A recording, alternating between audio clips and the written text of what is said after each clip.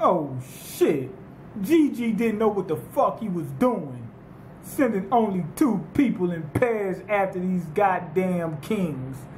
Well, did you see those motherfuckers? There's no way they can compete with them. Anyway, out of the blue, we get this random ass shit in this chapter. I mean, just random. We're just coming out of Blue Girl and all the other bullshit. And they cut to this little monologue about how this all began and shit like that. Really, I don't think that shit's important. But then we cut to the next page, which is fucking the Whale King. And they said this shit is on the fucking move.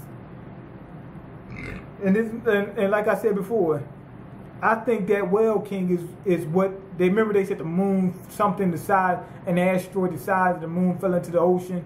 I think it was that. I think it was the Whale King. Remember, he is the size of the fucking moon. I mean, he looks like a fucking moon, so he probably is the size of the fucking moon. As big as they make everything in this in Toriko. Anyway, Zebra and Brunch, they're in area. Which area they in? Area 4? Area 5, right? And all of a sudden, they feel something start moving. They're inside the forest. Zebra uses his echo location. He's like, what the fuck? He said, this isn't an earthquake. And Brunch is like, what the fuck do you mean this isn't an earthquake? It's got to be. It's a shit rumbling like this and shit. He says, it's got to be an earthquake. And then the guy says, Zebra says, no. The only thing moving is just the forest. He said, we're on the fucking creature. And it's a fucking deer king. This shit is fucking huge. It's got a whole... It looks like fucking Godzilla with a forest on his back. The shit's so damn huge, he's got a whole fucking country on his back. This shit is fucking ridiculous. Then we go to Area 4.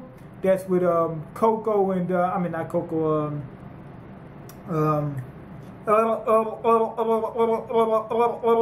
Sunny and Live Bear, and they look up and they're like, what the fuck?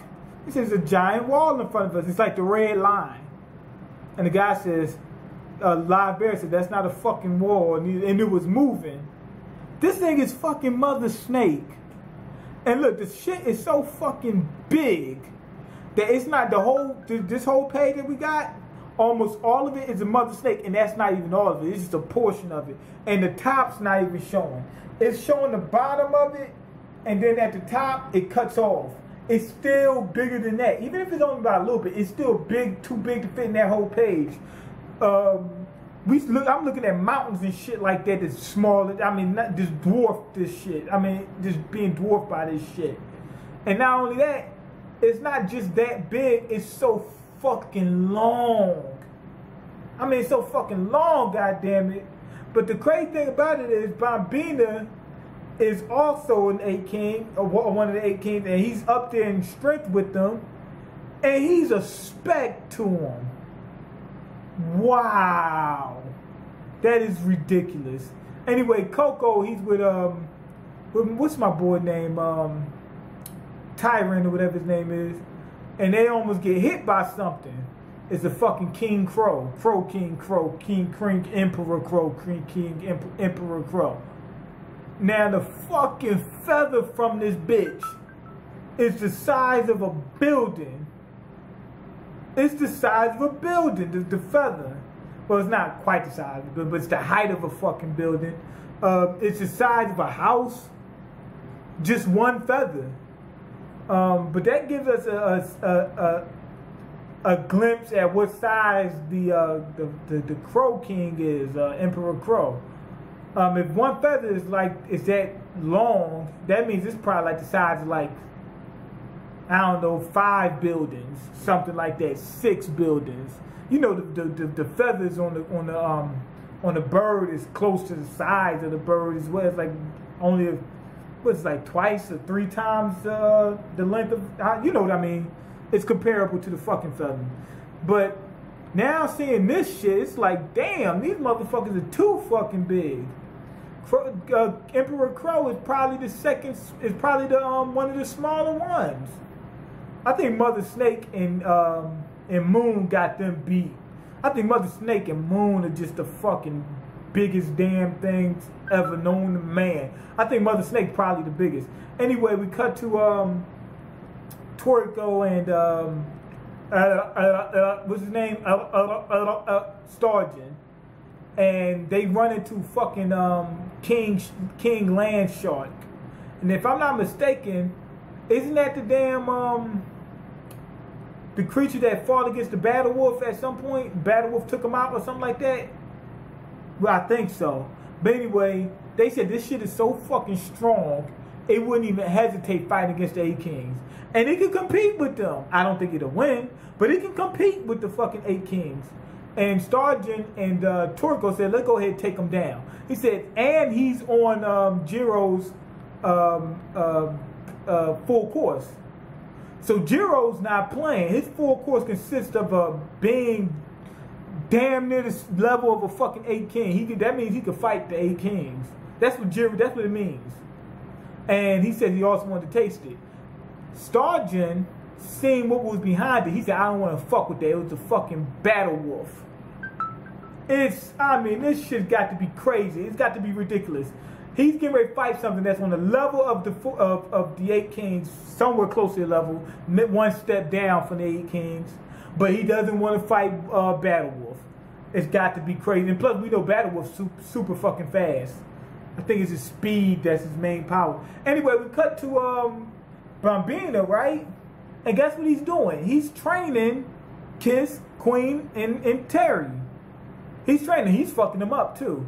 So they got bigger. They really did get big. They got real big. They're big. So they must have been going for a little while. Anyway, he opened up a portal to a little training facility for him. It's like the what's he called? Hyperbolic Time Chamber. Zong was planning on escaping, right? He says it's time. He says it's time for us to break out of here. And next thing you see, Bambina looks through the portal. He peeps and he said, "What did you guys say?" He said, "Oh, I said there was a lake over there." You know, that type of deal.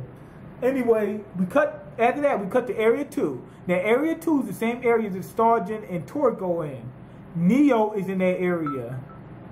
They're in that area. And one of the kids, he's a chef that got kidnapped, one of those guys, is in there, and Tepe approaches him. Tepe says he's not being mind controlled. So I think he probably was being controlled at some point. You know, but anyway, he's not now. And the kid says it didn't work on him. So some people that got a tolerance for it or some shit like that. And anyway, he said that he was learning about Neo or whatever. He was spying on them. He learned enough information. He's going to break them out of there. He said he just needs to know what he saw in Area 1. Oh my fucking God. And it says the awakening is the world's end. The awakening of what? Now, I'm looking at this little panel, and it's like all this shit exploding or something like that. And I think that's the part of Area 1 that the thing's in. This little kid was in Area 1. That's crazy. And when we cut to it, it's a giant fucking monster, but it's humanoid. And on top of it, it's like this big mass of like meat and ass and all kinds of shit. Looks like his brain got blown up and blown out. Now, it looks humanoid. And it's got like a slash from its eye. I'm thinking that's Acacia. And this, as far as we know, that's the fucking Demon King. So he had the Demon King in him. And he's got 6 arms. This shit is fucking ridiculous. Now, from what I'm looking at, it looks like Acacia. It's got the long hair. It's got this thing in front of it. It looks humanoid and shit like that. It's got a human body almost. So I'm thinking that's Acacia. So Tepe is about to get involved. That's a good thing. He's about to get him up out of here. But I'm thinking Toriko and Starjin might help get involved with Tepe and getting the boy out of there because they're in the same area. But we should call them the future kings are training. That's fun. But this chapter was kind of crazy. It was like out of the fucking blue, just out of nowhere. Here you go. Let's give you a little insight on where everybody else is at. Although I did enjoy this. I'm going to give it a 5.